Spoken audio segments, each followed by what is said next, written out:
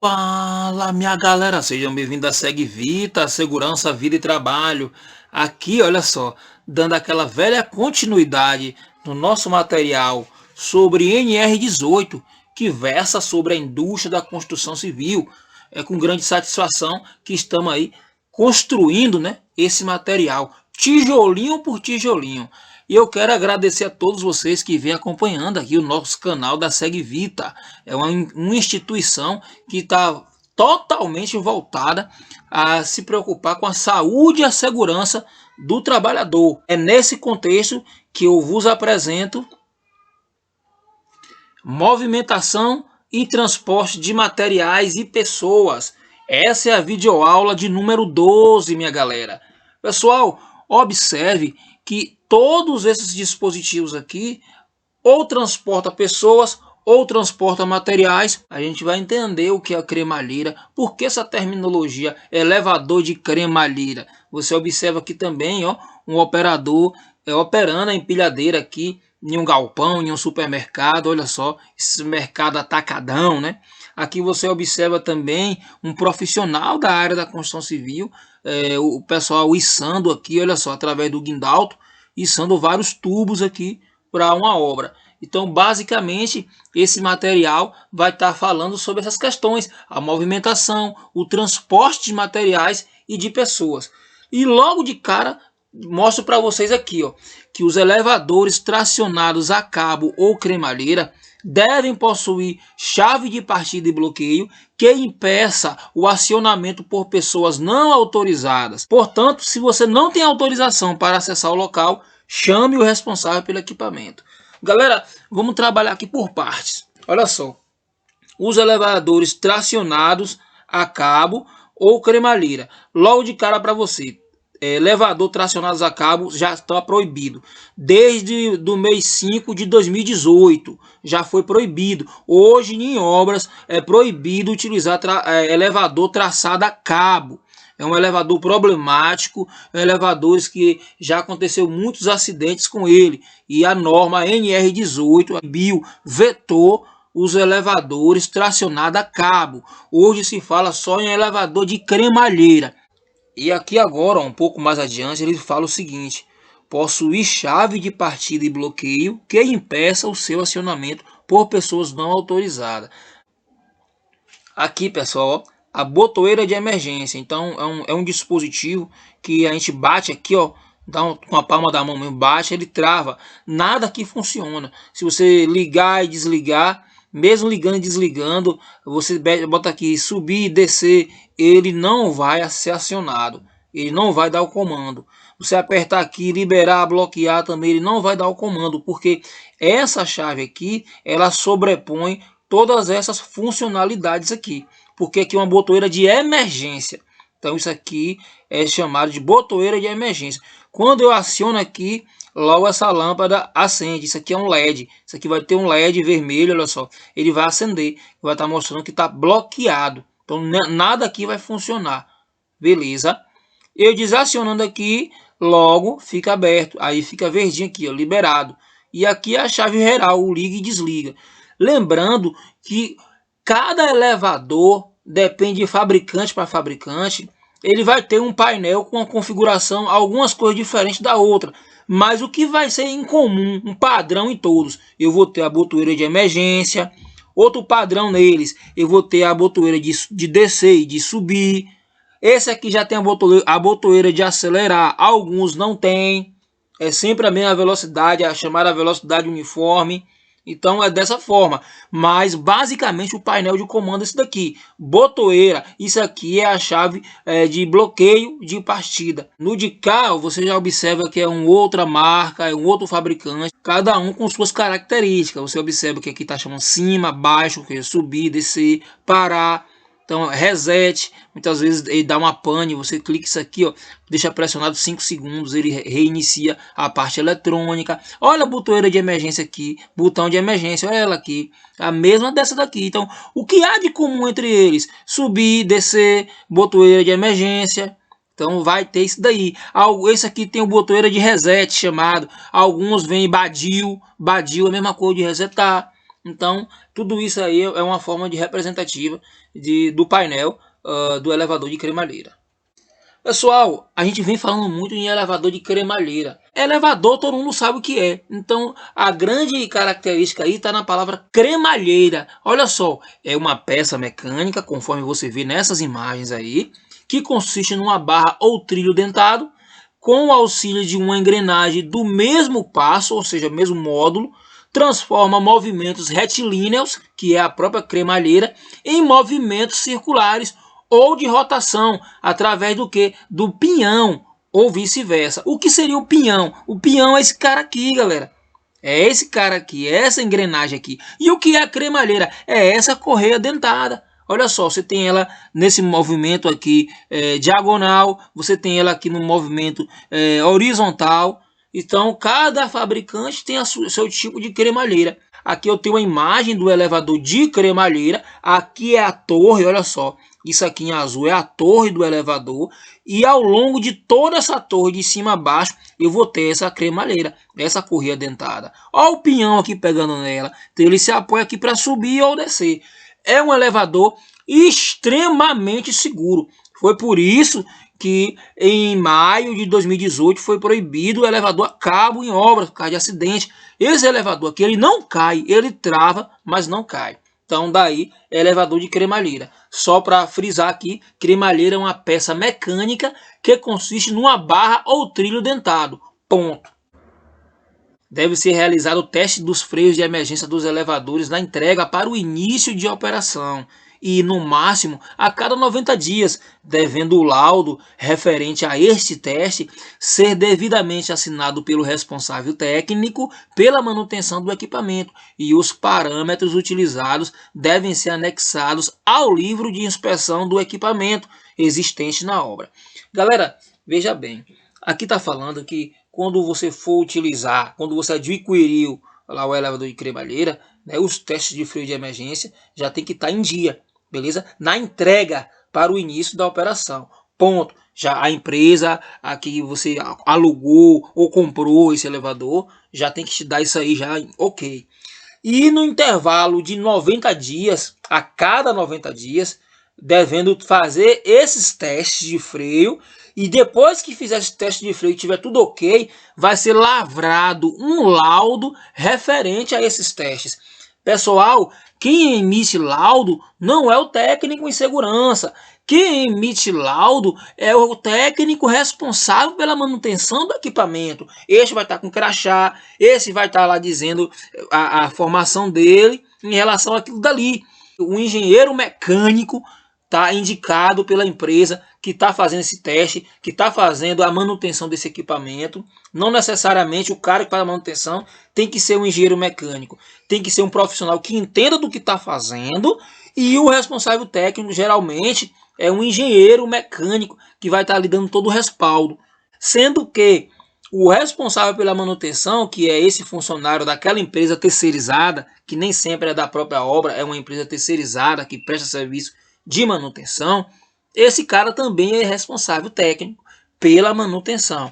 Então, o que é feito o teste de freio? A gente coloca aqui, por exemplo, 8 sacos de cimento de um lado, 8 sacos de cimento do outro, para equilibrar o peso, e elevamos eles a uma determinada altura, através dos controles que agora já foi para fora do equipamento. Aqui dentro não tem ninguém no momento do teste de freio, é válido lembrar.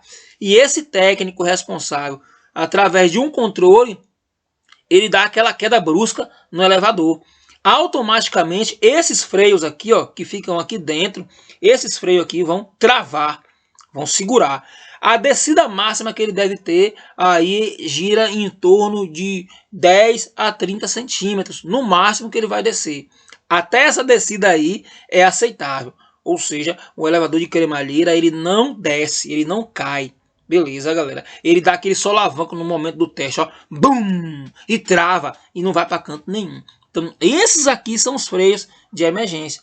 Então esses caras aqui também é feito manutenção, é olhado como é que está a lubrificação dele. Aqui ó, tem um lacre, esse lacre é rompido no momento, o técnico olha direitinho, depois que fecha gera um novo lacre com um novo número. Tudo isso é anexado no livro de inspeção do equipamento. Agora sim, pode ser o técnico em segurança que pode estar anotando isso daí. Não tem problema. O técnico em segurança vai acompanhar esses testes para dar fé que todo esse dispositivo, esse ritual, vamos dizer assim, foi cumprido a rigor. Então é dessa forma. E aqui eu botei imagem para você de um livro de inspeção. É basicamente isso aqui, galera. Então isso aqui é o livro de inspeção. Essas informações vão ser sempre jogadas aqui, dentro do livro de inspeção específico lá para o elevador. Lembrando que os elevadores, esses elevadores aqui, eles já têm o seu próprio livro de inspeção.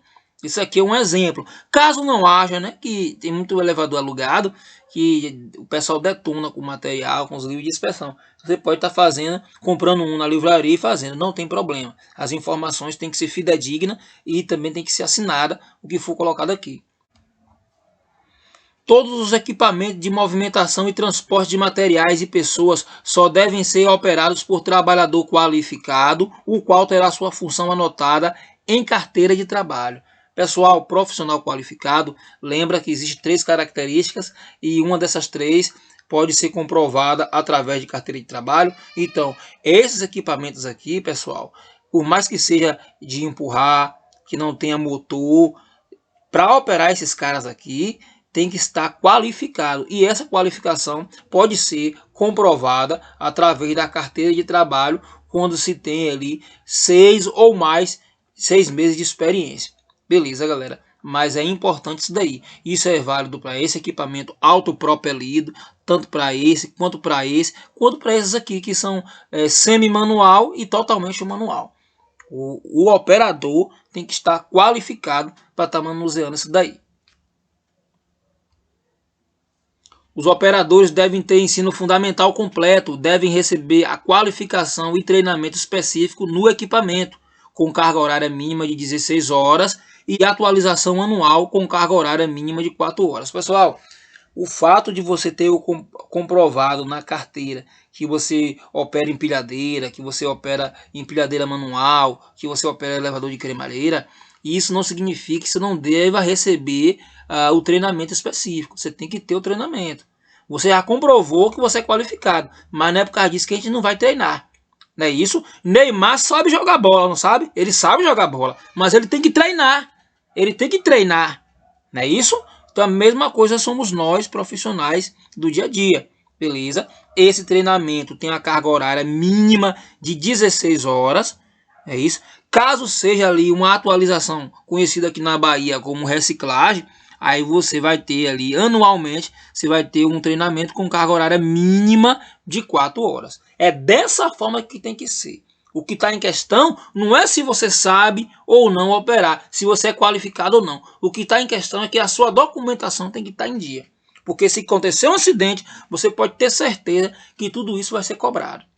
Aos operadores que possuírem experiência comprovada em carteira de trabalho anterior a maio de 2011, é dispensada a exigência de ensino fundamental completo. Então, ao passo que aqui exige o ensino fundamental completo, aqui embaixo já diz o seguinte, ó, existe uma exceção. É isso? Então, os operadores que tiver como comprovar, né, a sua experiência e essa experiência for anterior a maio de 2011, esses não vai ser exigido ali o ensino fundamental completo. Beleza? Já no item 18.14.2.2 diz o seguinte, são atribuições do operador.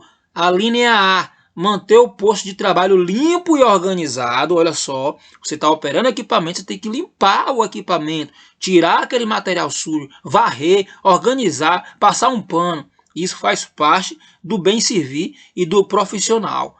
Outra linha B, instruir e verificar a carga e descarga de material e pessoas dentro da cabine. Isso aí também é importante, você tem que instruir. Quem manda ali é você, é como se fosse um motorista. Quem manda dentro do carro é o motorista, é ele que está guiando. A mesma coisa é você, colega.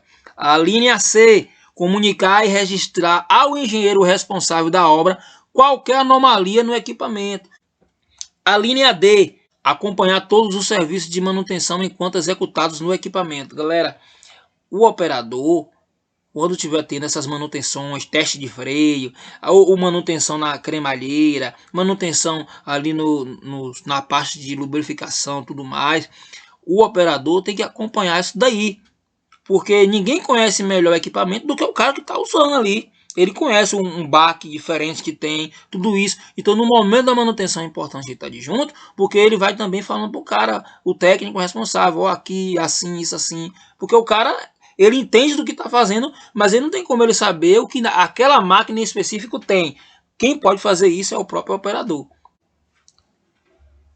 Os equipamentos de guindar e transportar materiais e pessoas devem ser vistoriados diariamente antes do início dos serviços. Pelo operador, conforme a orientação dada pelo responsável técnico do equipamento, atendidas as recomendações do manual do fabricante, olha só, devendo ser registrada a vistoria em livro de inspeção do equipamento. Todos os dias tem que ser feito isso religiosamente. E essas informações, as mais contundentes, não é qualquer coisa, aquelas informações mais contundentes em relação àquela vistoria, você vai lançar dentro do livro de inspeção que eu falei agora há pouco.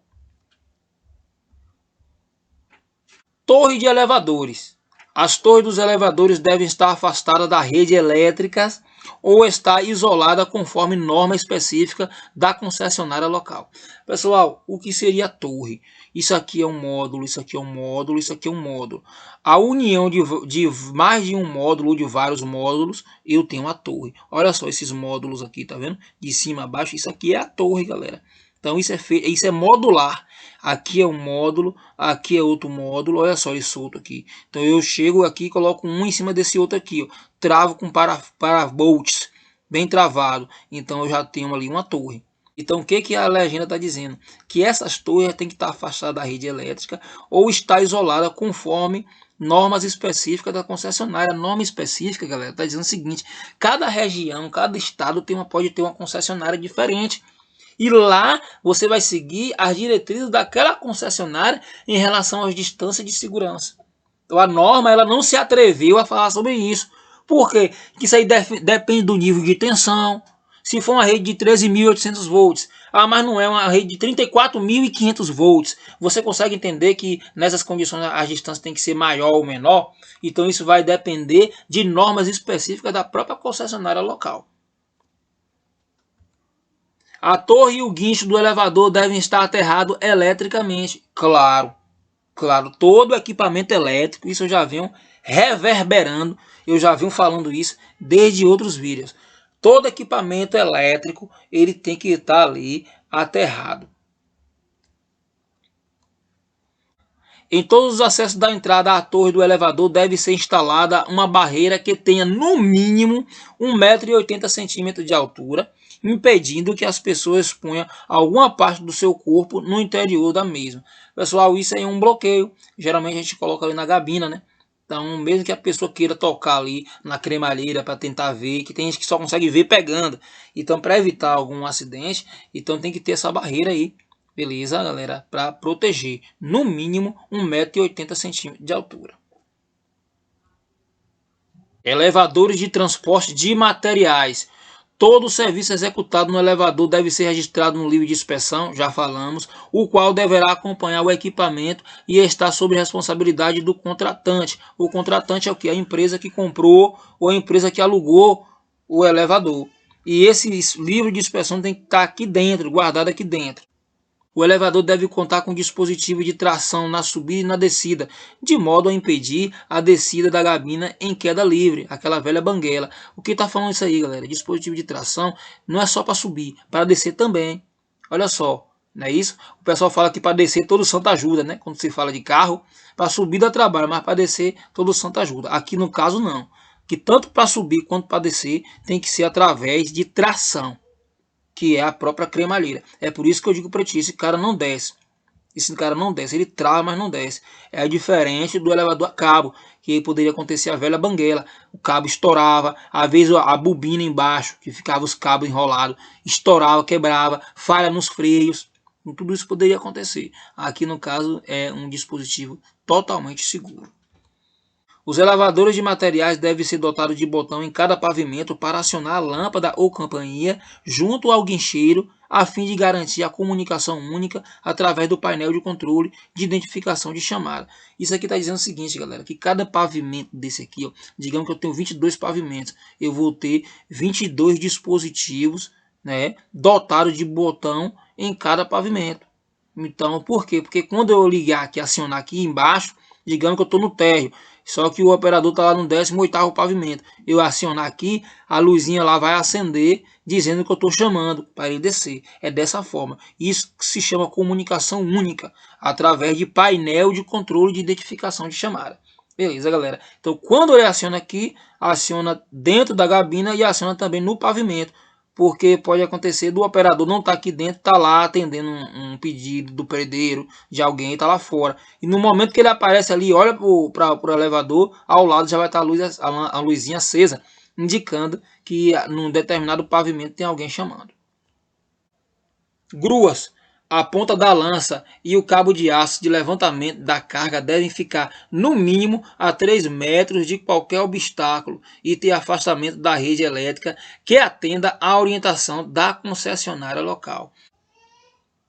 Continuando com as gruas, pessoal, olha só, é proibida a utilização de gruas para o transporte de pessoas, nem pensar.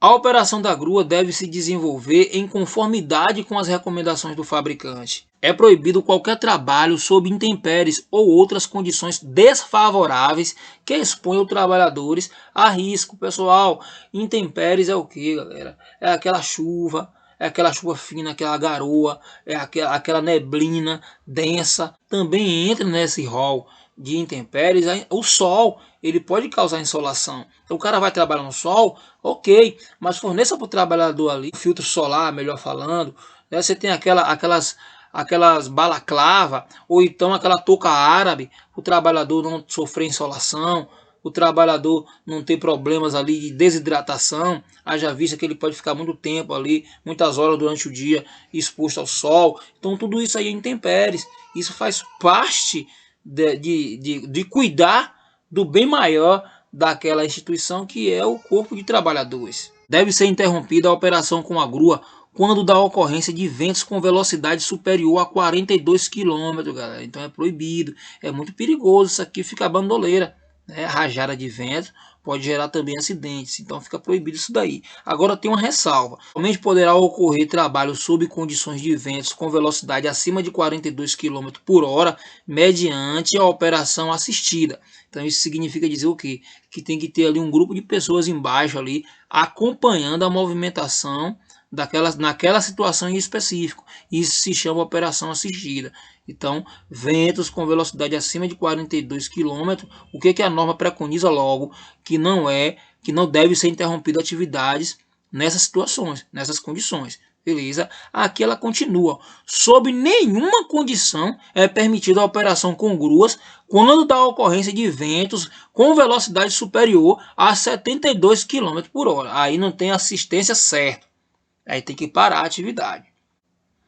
E é isso aí, pessoal. Vou ficando por aqui, né? Lembrando sempre que o que foi dito aqui não esgota o tema.